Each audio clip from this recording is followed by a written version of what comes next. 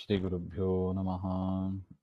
श्रीयरसगाङ्गेयनुत कौन्तेय वन्दितचरणकमलदलाय ताम्बकरूपचिन्मय देवकीतनया राय रघुकुलवर्य भूसुरप्रिय सुरपुरनिलय चेन्निगराय चतुरोपाय रक्षिसु नಮ್ಮननवरता ಪೊಗಳಲಲವೇ ನಿನ್ನ ನಾಮವ ಸುಗುಣ ಸಚ್ಚಾರಿತ್ರ ಕಥನ ವಗಣಿತೋಪಮ ಅಮಿತ ವಿಕ್ರಮ ಗಮ್ಯ ನೀನೆಂದು ನಿಗಮತತಿ ಕೈವಾರಿಸುತ ಪದಯುಗವ ಕಾಣದೆ ಬಳಲುತಿದೆ ವಾಸುಕಿ ಶಯನ ಸರ್ವೇಶ ರಕ್ಷಿಸು ನಮ್ಮ ನವರತ.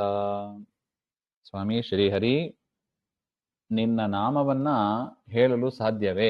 ಹಾಗೆ ಅಂತ ಅಂದ್ರೆ ಸಾಧ್ಯ ಇಲ್ಲ ಅಂತ ಅರ್ಥ. ಸಾಧ್ಯ ಹೌದು, ಸಾಧ್ಯ ಇಲ್ಲ, ಎರಡೂ ಹೌದು. ಯಾಕೆ?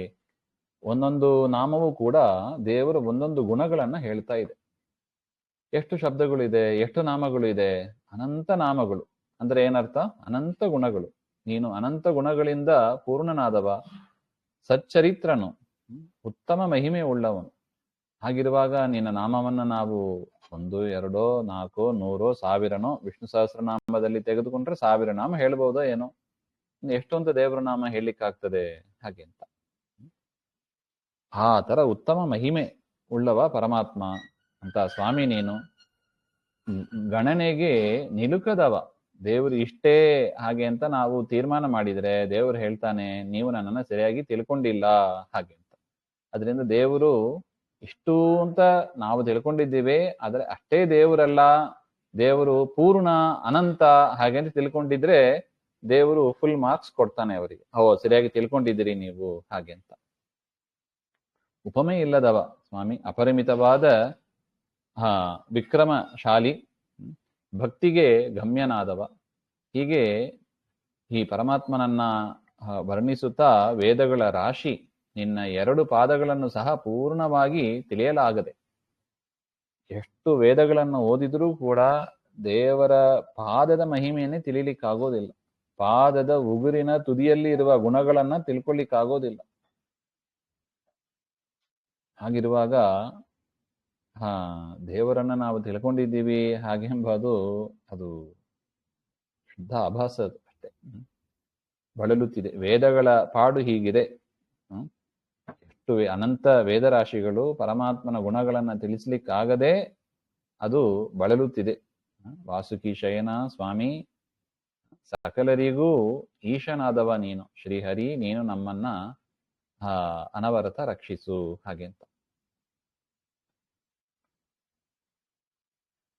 ವಿಶೇಷ ಪದಗಳ ವಿಚಾರ ನೋಡುವುದಾದರೆ, ಶ್ರೀಹರಿಯ ನಾಮ, ಗುಣ, ಚರಿತ್ರೆ, ಮಹಿಮೆ, ಪರಾಕ್ರಮ ಇದೆಲ್ಲವೂ ಕೂಡ ನಮ್ಮ ಊಹೆಗೆ ಸಿಗದು. ಇಷ್ಟೇ ಅಂತ ನಾವು ಡಿಫೈನ್ ಮಾಡ್ಲಿಕ್ಕೆ ಬರೋದಿಲ್ಲ. ದೇವರು ಅನಂತ ದೇಶಕಾಲ ಗುಣಗಳಿಂದ ಅನಂತನಾದವ ಹಾಗೆ ಅಂತ. ಇದು ಇದರ ಮುಖ್ಯ ಅಭಿಪ್ರಾಯ.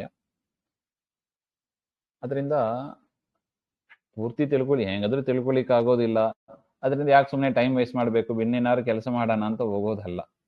ಜ್ಞಾನಿಗಳು ಆ ರೀತಿಯಾಗಿ ಮಾಡೋದಿಲ್ಲ. ಎಷ್ಟು ತಿಳ್ಕೊಳ್ಳಿಕ್ಕಾಗ್ತದೋ ಅಷ್ಟು ತಿಳ್ಕೊಳ್ಳೋಣ ಹಾಗೆ ಅಂತ ಅದರ ಕಡೆನೆ ಅವರ ಪ್ರಯತ್ನ ಇರುತ್ತದೆ ಹಾಗೆ ಅಂತ. ಪರಮಾತ್ಮನ ಅನಂತ ನಾಮ, ಒಂದೊಂದು ನಾಮವೂ ಸಹ ಒಂದೊಂದು ಗುಣವನ್ನ ನಿರೂಪಣೆ ಮಾಡ್ತಾ ಇದೆ. ಅದರಿಂದಲೇ ದೇವರು ಏನಾಗಿದ್ದಾನೆ, ಅವನು ಸುಗುಣ. ದೇವರು ನಿರ್ಗುಣ ಅಂತ ಮಾಯಾವಾದಿಗಳು ಹೇಳ್ತಾರೆ. ದೇವರು ಮಾಯಾವಾದಿಗಳು ಹೇಳುವ ಪ್ರಕಾರ ನಿರ್ಗುಣ ಅಲ್ಲ, ದೇವರು ಸುಗುಣ. ಸಹಸ್ರನಾಮದ ಒಂದೊಂದು ಹೆಸರು ಒಂದೊಂದು ಗುಣಗಳನ್ನು ಹೇಳುತ್ತದೆ ಅಂತ ಆದ ಮೇಲೆ ಅವನು ಗುಣ ಇಲ್ಲದವ ಅಂತ ಹೇಗೆ ಹೇಳಲಿಕ್ಕೆ ಸಾಧ್ಯ? ಜನೇ ಇಲ್ಲ. ದೋಷಗಳು ಇಲ್ಲದವ ಅಂತ.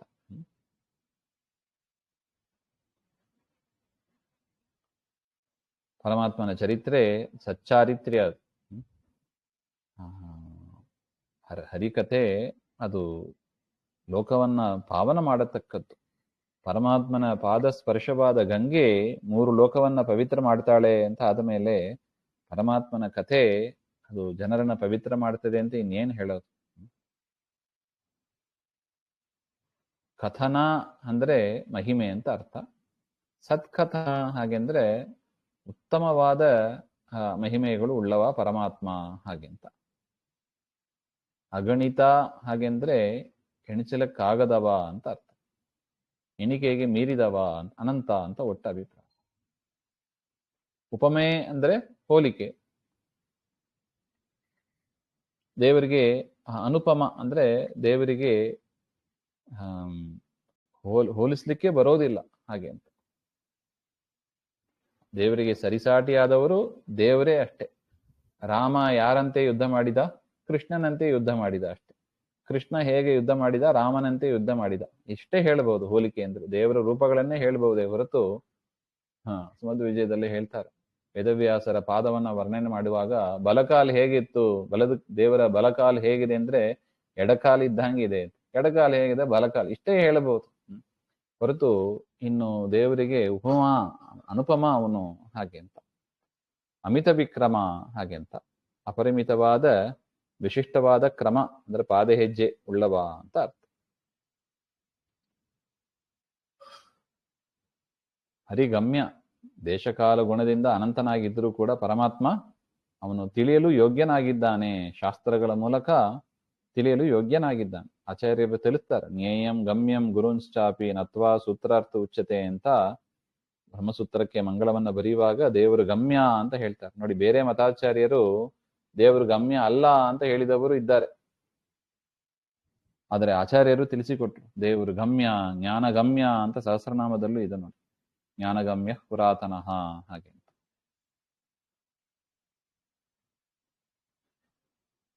ಇದು ಏನೋ ಕೇವಲ ನಾವು ಕಲ್ಪನೆ ಮಾಡಿದ್ದು ಹಾಗೆ ಅಂತ ನಾವು ತಿಳಿಯಬಾರ್ದು. ಶ್ರುತಿಗಳಿಂದ ಸಿದ್ಧವಾದ ವಿಚಾರ. ಅದನ್ನೇ ಗುರುಗಳು ತಿಳಿಸಿಕೊಡ್ತಾ ನಿಗಮತತಿ ಕೈವಾರಿಸುತ್ತ ಅಂತ ಹೇಳಿದ್ರು. ನಿಗಮ ಅಂದ್ರೆ ವೇದ.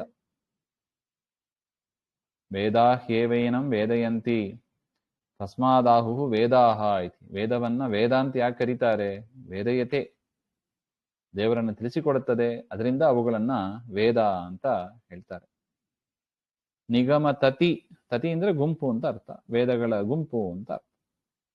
ಅದೆಲ್ಲ ಸೇರಿದ್ರೂ ಕೂಡ ದೇವರ ಗುಣಗಳನ್ನ ಸಂಪೂರ್ಣವಾಗಿ ತಿಳಿಸಿಕೊಡುತ್ತದೆ. ಸಂಪೂರ್ಣ ತಿಳಿಸಿಕೊಡಕ್ಕಾಗಲ್ಲ ಅಂತ, ಅಷ್ಟು ವ್ಯತ್ಯಾಸ ಇದೆ ಹಾಗೆ. ಆ ವೇದ ಶಬ್ದದಿಂದ ಇತಿಹಾಸ ಪುರಾಣಗಳನ್ನ ತೆಗೆದುಕೊಳ್ಬೇಕು ಅಂತಾರೆ. ಯಾಕೆ? ಇತಿಹಾಸ ಪುರಾಣ ಪಂಚಮೋ ವೇದಾನಾಂ ವೇದ ಹಾಗೆ ಅಂತ. 5ನೇ ವೇದಗಳಂತೆ ಇತಿಹಾಸ ಪುರಾಣಗಳು ಅಂದ್ರೆ ಮಹಾಭಾರತ, ಭಾಗವತ ಇತ್ಯಾದಿಗಳೆಲ್ಲ ಅದು ಕೂಡ ವೇದವೇ. ಯಾಕೆ? ಅದು ಕೂಡ ತಿಳಿಸಿಕೊಡುತ್ತದೆ, ಭಗವಂತನ ಮಹಿಮೆಯನ್ನೇ ತಿಳಿಸಿಕೊಡುತ್ತದೆ. ಅದರಿಂದ ಅವುಗಳಿಗೆ ಕೂಡ ವೇದ ಅಂತ ಎನ್ನುವ ಒಂದು ಬಿರುದು ಇದೆ ಹಾಗೆ ಅಂತ.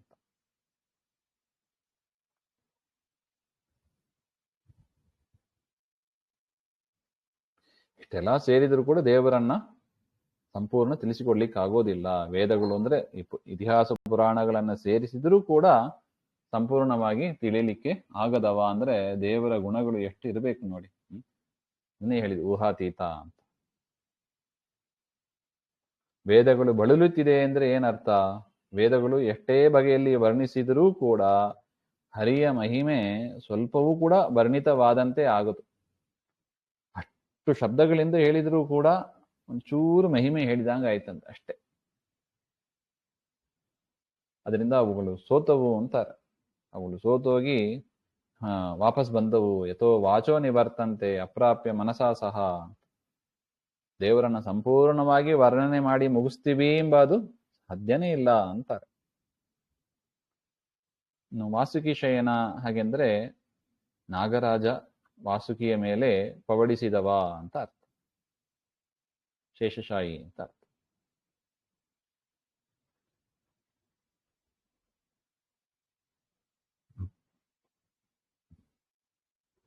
ಈ ವಾಸುಕಿ ಅಂದ್ರೆ ತುಂಬಾ ಕಡೆ ಕೇಳ್ತೀವಿ. ಈ ವಾಸುಕಿ ಅಂತ ಒಂದು ಸರ್ಪ ಇದೆ, ದೇವರು ವಾಸುಕಿ ಮೇಲೆ ಮಲಗಿದ್ದಾನೋ ಶೇಷನ ಮೇಲೆ ಮಲಗಿದ್ದಾನೋ ಹಾಗೆ ಅಂತ ಒಂದು ಪ್ರಶ್ನೆ. ಅದನ್ನ ಗುರುಗಳು ಇಲ್ಲಿ ಮಾಡಿಕೊಂಡು ವ್ಯಾಖ್ಯಾನದಲ್ಲಿ ಅದಕ್ಕೆ ಉತ್ತರ ಹೇಳ್ತಾ ಇದ್ದಾರೆ. ವಾಸುಕಿ, ಸರ್ಪಕ್ಕೆ ವಾಸುಕಿ ಅಂತ ಹೆಸರು ಇರುವುದಾದರೆ ಅವರಿಗಿಂತ ಮೇಲಿನ ಕಕ್ಷೆಯಲ್ಲಿ ಇರುವ ದೇವತೆಗಳಿಗೆ ಆ ಹೆಸರು ಇದ್ದೇ ಇರುತ್ತದೆ. ಅದರಿಂದ ವಾಸುಕಿ ಶಬ್ದದಿಂದ ನಾವು ಶೇಷದೇವರನ್ನೇ ತೆಗೆದುಕೊಳ್ಬೇಕು, ಶೇಷಶಾಹಿ ಅಂತ ಅರ್ಥ ಮಾಡ್ಕೋಬೇಕು ಅಂತ ಹೇಳ್ತಾರೆ. ಸರ್ವೇಶ ಅಂದ್ರೆ ಎಲ್ಲರಿಗೂ ಕೂಡ ಒಡೆಯನಾದವ ಅಂತ ಅರ್ಥ. ಈಶಾ ಅಂದ್ರೆ ಸ್ವಾಮಿ ಅಂತ ಒಂದರ್ಥ, ಸಮರ್ಥ ಅಂತ ಒಂದರ್ಥ. ಸರ್ವ ರೀತಿಯಲ್ಲೂ ಸರ್ವದಾ ಸಮರ್ಥನಾದವ ಹಾಗೆ ಅಂತ. ತೇನೆ ವಿನ ತೃಣಮಪಿ ನ ಚಲತಿ, ಎಲ್ಲವನ್ನೂ ಮಾಡೋದಕ್ಕೂ ಕೂಡ ಅವನಿಗೆ ಸಮರ್ಥನಾಗಿದ್ದಾನೆ. ಅಂತಹ ಪರಮಾತ್ಮ ಸದಾ ನಮ್ಮನ್ನ ನಾಮಸ್ಮರಣೆಯನ್ನು ಕೊಟ್ಟು ಆ ಶಬ್ದಗಳ ಮೂಲಕ, ಬೇರೆ ಗತಿ ಇಲ್ಲ ನಮಗೂ ದೇವರಿಗೆ ಇರುವ ಒಂದೇ ಒಂದು ಲಿಂಕ್, ಕನೆಕ್ಷನ್ ಅಂದ್ರೆ ಆ ನಾಮಸ್ಮರಣೆಗಳು, ನಾಮಗಳು, ಶಬ್ದಗಳು. ಶಬ್ದಗಳನ್ನು ಬಿಟ್ರೆ ನಮಗೂ ದೇವರಿಗೆ ಲಿಂಕೇ ಹೋಗ್ಬಿಡುತ್ತೆ. ಅದರಿಂದ ಆ ಶಬ್ದಗಳ ಮೂಲಕ ಸದಾ ದೇವರ ಒಂದು ಶ್ರವಣ ಮಾಡಲಿಕ್ಕೆ, ನಾಮೋಚ್ಚಾರಣೆ ಮಾಡಲಿಕ್ಕೆ ಆ ಪರಮಾತ್ಮನ ಅನುಗ್ರಹ ಬೇಕು. ಅದನ್ನು ಕೊಟ್ಟು ನಮ್ಮನ್ನ ರಕ್ಷಿಸಲಿ ಹಾಗೆ ಅಂತ ಗುರುಗಳು ಪ್ರಾರ್ಥನೆ ಮಾಡ್ತಾ ಇದ್ದಾರೆ. ಶ್ರೀಮಧ್ವಾಂತರ್ಗತ ಶ್ರೀಕೃಷ್ಣ ಅರ್ಪಣಮಸ್ತು.